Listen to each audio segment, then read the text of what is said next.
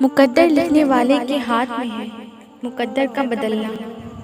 تو پھر یہ مایوسی کیسی، جس کہانی کا آغاز تم اب بدل نہیں سکتے، اس کا اختتام اللہ کے حوالے کر دو، اور پھر ان کہانیوں کا بھی مکمل ہونا دیکھو جن کے مکمل ہونے کا تم تصور بھی نہیں کر سکتے۔ مت بھولنا، ناممکن اور نامکمل سے کہیں آگے اس کے کن کی رسائی ہے۔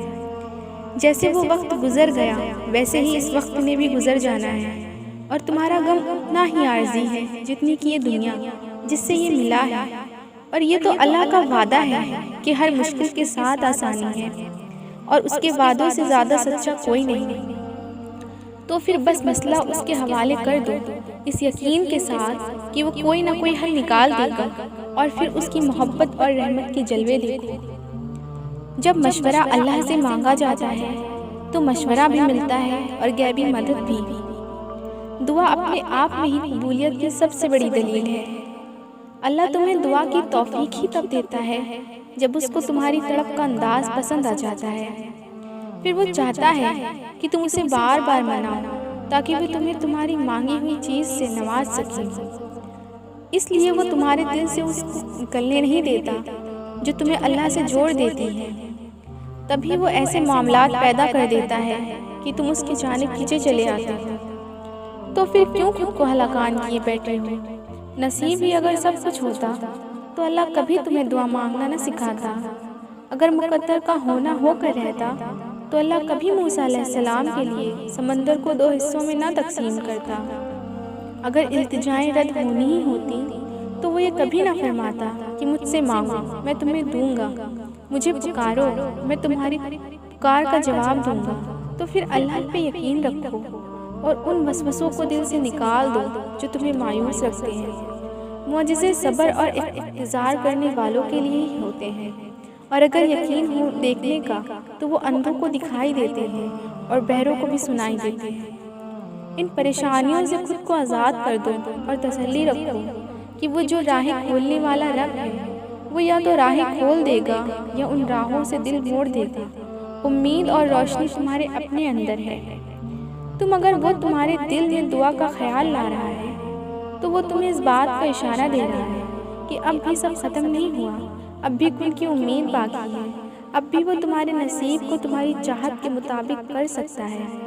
تو پھر رکو مت، دعا کرتے رہو، کیونکہ وہ آزماتا انہی کو ہے جن سے وہ محبت کرتا ہے۔ تو پھر یہ آزمائش سزا کیسے ہو سکتی ہے؟ یہ تو آغاز ہے کہ اس نے اپنی محبت کے لیے تمہارا انتخاب کیا،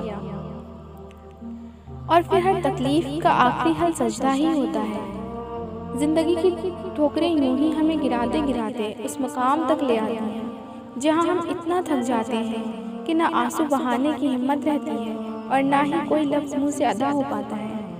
جسم میں کچھ بھی کرنے کی شکست باقی نہیں رہتی، اور روح اتنی بے سکون ہو جاتی ہے کہ کہیں بھی چین نہیں پڑتا۔ عجیب سی کیفیات ہمارے روبرو آ کر کھڑی ہو جاتی ہیں۔ پھر ہم اس بے سکونی کو سمیٹ کر اللہ کی جانب آگے چلے جاتے ہیں۔ پھر ہم نہ ضد کرتے ہیں اور نہ ہی کوئی شکوہ کرتے ہیں۔ تب تو اتنی بھی ہمت نہیں رہتی کہ اس کے سامنے کھڑے ہو سکیں۔ بس پھر لڑکھڑاتے ہوئے قدم زمین پر ٹک نہیں پاتے، اور ہم چپ چاپ اس کے روبرو سجدے میں گر کر بکھر جاتے ہیں۔ بس وہ ایک پل کا بکھرنا ہمیں ساری زندگی کے لیے سنبھال لیتا ہے۔ ایک ندامت بھرا آنسو ہزاروں قہقہوں پہ معتبر ٹھہرتا ہے۔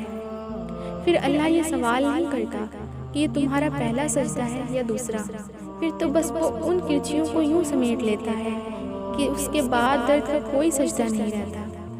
جو اس کے سامنے جھک جاتا ہے اسے دنیا کے سامنے کبھی جھکنا نہیں پڑتا، اور جو اللہ کو ڈھونڈ لیتا ہے اس کو راستے کبھی تنگ نہیں کرتے۔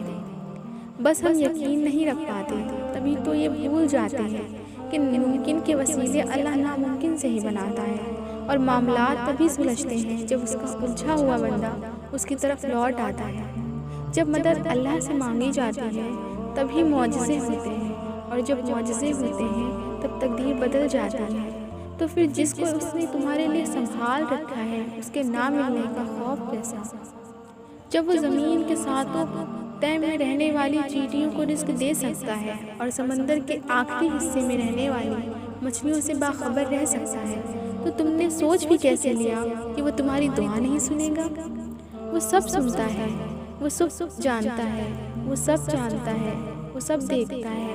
ایسا کوئی لمحہ نہیں جب وہ تمہاری خبر نہ رکھتا ہو، اور ایسا کوئی لمحہ نہیں جب وہ تمہارے لوٹ آنے کا انتظار نہ